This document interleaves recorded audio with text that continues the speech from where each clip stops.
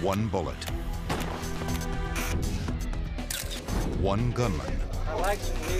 One official conclusion that 75% of Americans say they don't believe. The idea that a person could take this piece of junk and hit a moving target is ludicrous. Was Oswald a solitary assassin or a well-played patsy? I positively know nothing about this situation here. New evidence of not just one assassination attempt, but 3. The Kennedy assassination remains, over 4 decades later, one of the great untold stories. Tantalizing clues about a mafia hit, a government cover-up. We have smoking gun documents from the CIA. And a presidential scheme that allowed it to happen.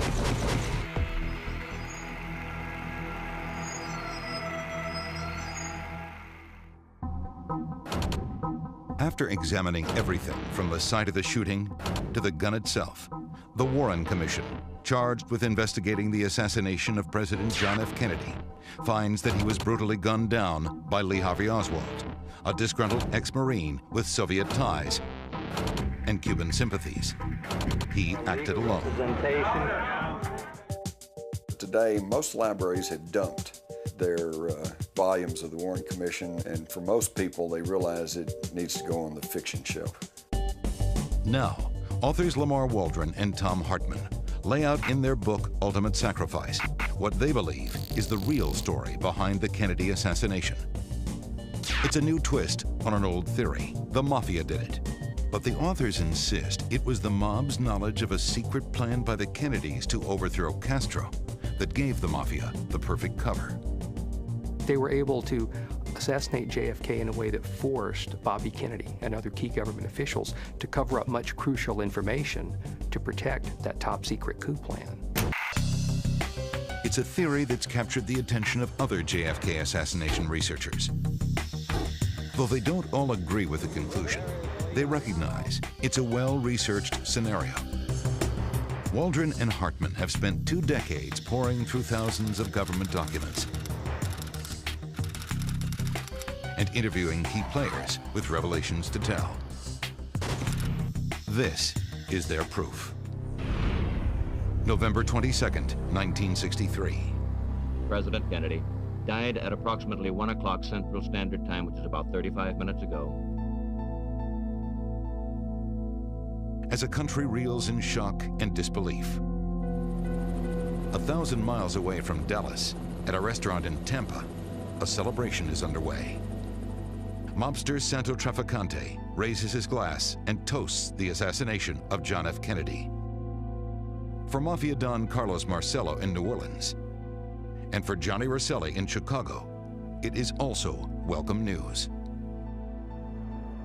The president's death marks the end of Bobby Kennedy's crusade against them, a relentless campaign that resulted in 12 times more cases brought against organized crime than ever before. As Carlos Marcello explained it, if you cut off the tail of the dog, kill Bobby Kennedy, the head of the dog, JFK, will turn around and bite you. However, if you cut off the head of the dog, you kill JFK, the tail of the dog stops wagging on its own. Whispers of a mafia hit on the president begin to circulate almost immediately. The mob's hatred of the Kennedy family is no secret. We have organized crime and some big gangsters and hoodlums. The strongest motive for murder is self-defense. And in the case of the mafia, I'm sure they viewed this as self-defense. After JFK was buried, Bobby was literally a shattered man, a shell of what he had been. All the mafia prosecutions were scaled back. It's a dangerous game Bobby's been playing, going after powerful gangsters, while his family has its own tangled relationship with them. From his father's bootlegging days to JFK's relationship with a godfather's girlfriend. But it's another connection to the mob that would bring down the president. There was a deal to use the mafia to get rid of Castro. For years, the CIA had enlisted the mafia's help to overthrow Castro. Can you refresh your recollection at all? The Kennedy administration's crusade against the mob back home is a slap in the face, a betrayal. It's the final straw. In the summer of 1963, those twisted links among Cuba, the CIA, and the mob become the foundations of a plot to kill Kennedy. But an unwitting decision by the Kennedys themselves is the catalyst. After countless failed attempts by the CIA to remove or kill Castro, like the disastrous Bay of Pigs invasion, the Kennedy brothers come up with their own plan to eliminate Castro once and for all.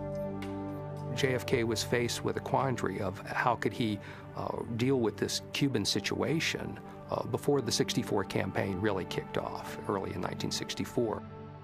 Few administration officials ever learn of the plan.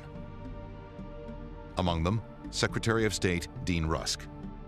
We were quite surprised when he told us that John and Robert Kennedy were getting ready to stage a coup against Fidel Castro. But it's a CIA memo dated June 28, 1963, that lays out the covert operation in black and white. Code name AM World. Kubark is code for the CIA, P. Bruman, Cuba, and Odioke, the Kennedys. They echo the wording of Mission Impossible, the old TV show from the '60s, where the government says these groups have to be based outside the continental United States, but that if the United States is ever charged with complicity, the United States will publicly deny any knowledge of these folks' operations. This once top-secret CIA document reveals the date of the scheduled coup, December 1st, 1963. It's only months away. Bobby Kennedy takes great pains to keep the president from being directly connected to AM World. Bobby himself meets with Cuban exile leaders to plan the overthrow. This was something that was being very tightly controlled by Bobby. He was trying to run it in a way that it wouldn't become an open secret like the Bay of Pigs had. There's little doubt that Bobby's running the show. But what Bobby doesn't realize is that AM World isn't the only show in town. Even as the CIA assigns operatives to the Kennedys' coup plan. Unknown to the brothers, the agency is still secretly working with the mafia to kill Castro.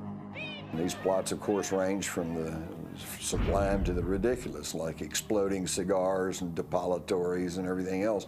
But then there were also some serious consideration given to assassination attempts, et cetera, et cetera.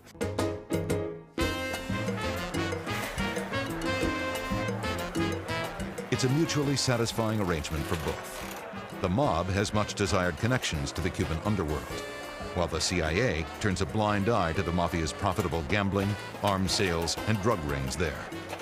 The CIA mafia plots we now know existed to assassinate Fidel Castro were carried out without the knowledge or without the approval of President Kennedy.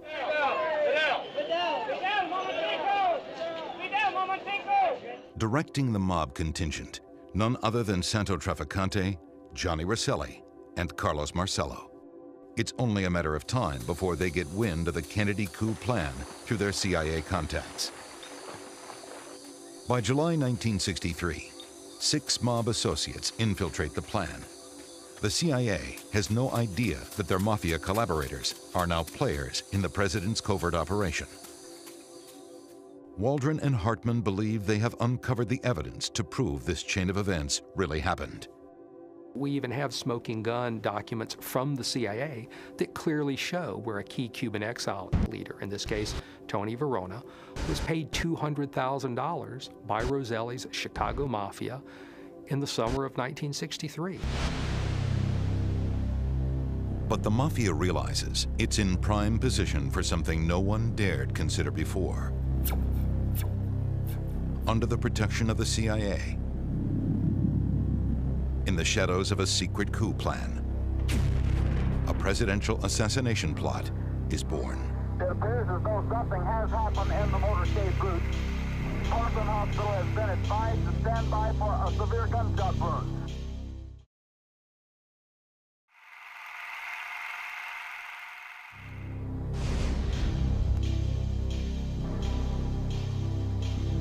When someone succeeds at something as glorious in their mind as killing the President of the United States, They want to let the world know that, that they did it. I don't know what this is all about.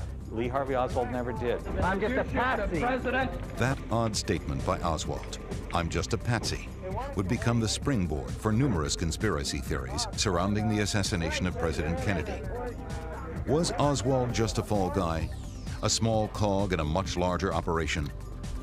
Researchers Lamar Waldron and Tom Hartman believe their new evidence of a mafia plot paints a far more sinister picture of events leading up to the assassination. Are you going to have anything to say, Mr. Genevieve? Are you going to cooperate with the commission? In 1963, Bobby Kennedy's crusade against organized crime is about to provoke a retaliation he never envisioned. Oh, you won't tell us anything about using the acid to disfigure a person, ordering someone to kill a man? Bobby crosses the line when he sets his sights on top mob boss Carlos Marcello of New Orleans. Marcello was, by all accounts, the chief of chiefs, the godfather among godfathers. And he often said that if 3 people know a secret and 2 of them are dead, there's no problem. After being subjected to Senate hearings, FBI surveillance, even a deportation to Guatemala, Marcello sneaks back into the U.S., hell-bent on getting rid of Bobby Kennedy. Mob boss Santo Traficante of Tampa is also in the crosshairs of Bobby Kennedy's crusade. For years, he's been hiding in his other mafia kingdom, Cuba. Havana was the #1 source of mafia funds before the Castro regime took power and threw the mafia out of the gambling casinos in Havana. It made Las Vegas look like chump change. In lieu of certain fringe benefits. With the heat on back in the States, and desperate for a return to the glory days in Havana, the mafia chiefs are more than willing when the CIA comes to them for help with those ongoing attempts to oust Castro. And now that the mobsters know about the secret Kennedy coup plan, AM World, they have the cover they need to kill the president with virtual impunity. It would be impossible to thoroughly or publicly investigate JFK's assassination without exposing the plan for a coup in Cuba. If Castro ever got wind of the coup plan, it could lead to another confrontation with the United States, like the Bay of Pigs fiasco and the Cuban Missile Crisis that nearly led to nuclear war.